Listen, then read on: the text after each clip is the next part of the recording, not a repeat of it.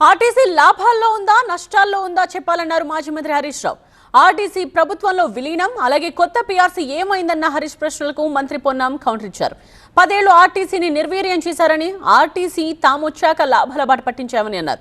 ఇద్దరి మధ్య జరిగిన డైలాగ్ చూద్దాం.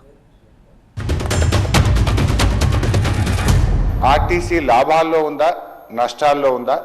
ఒకవేళ లాభాల్లో ఉంటే కార్మికులకు ఇవ్వాల్సినటువంటి బెనిఫిట్స్ ఏరియర్స్ కానీ వాళ్ళ సిసిఎస్ కానీ ఎందుకు ఇవ్వడం లేదో మంత్రి గారు చెప్పాలి.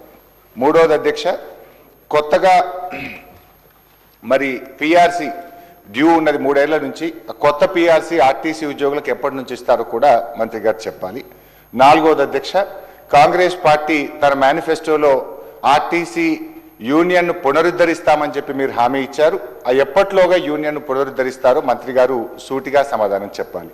5th క్వశ్చన్ అధ్యక్ష, గత బీఆర్ఎస్ ప్రభుత్వం ఆర్టీసీ ఉద్యోగులను ప్రభుత్వ ఉద్యోగులుగా గుర్తిస్తూ మేము ఆనాడు గెజిట్ కూడా నోటిఫికేషన్ చేయడం జరిగింది. మరి వాళ్ళను డేట్ ఆఫ్ అపాయింట్మెంట్ ఎప్పటి నుంచి వారిని ప్రభుత్వ ఉద్యోగులుగా గుర్తిస్తారో కూడా మంత్రి గారు సూటిగా చెప్పాలి. ట్రాఫిక్ అనుగుణంగా కొత్త బస్సులు ఇచ్చే ఆలోచన ఏమైనా ఉందా? మరి ఇప్పటికే టైం అయిపోయినటువంటి బస్సులను కొత్త బస్సులతో రిప్లేస్ చేసే ఆలోచన ప్రభుత్వానికి ఏదైనా ఉందా? మంత్రి గారు సూటిగా సమాధానం చెప్పాలని మీ ద్వారా కోరుతున్నాను.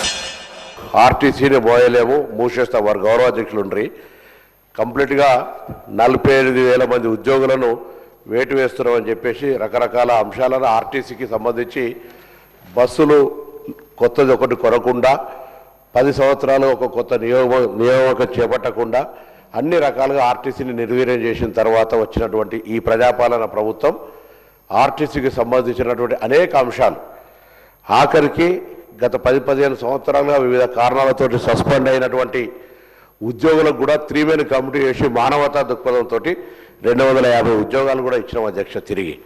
అంతేకాకుండా కారుణ్య నియామకాలు చేపట్టడం కావచ్చు, దాదాపు 2,700 కొత్త బస్సులు కొనడంతో పాటుగా వారు చెప్తున్నట్టుగా 15 సంవత్సరాల పైబడ్డ బస్సులన్నీ కూడా రిప్లేస్మెంట్ చేస్తూ ఉన్నాం.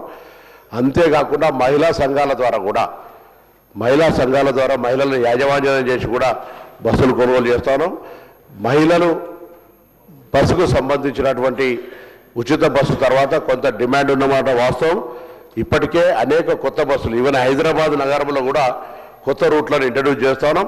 విలీన సమస్య కమిటీ దగ్గర పెండింగ్ ఉంది. గుర్తింపు సంఘాలకు సంబంధించిన ప్రభుత్వం దగ్గర డిస్కషన్ అయ్యేది ఉన్నది.